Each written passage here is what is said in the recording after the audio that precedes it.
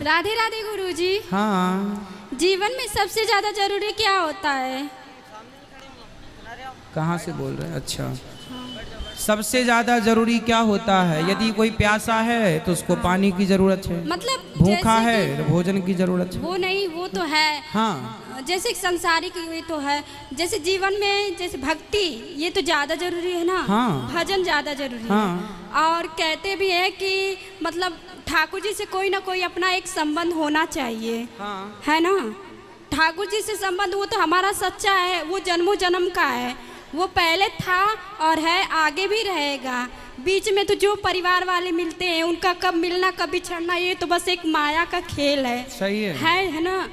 लेकिन यदि जब हम सभी लोग कहते हैं कि ठाकुर जी से कोई ना कोई अपना एक रिश्ता होना चाहिए, तो मैं अपने ठाकुर को अपना पति मानती हूँ, क्योंकि अब मेरा मन पूर्ण रूप से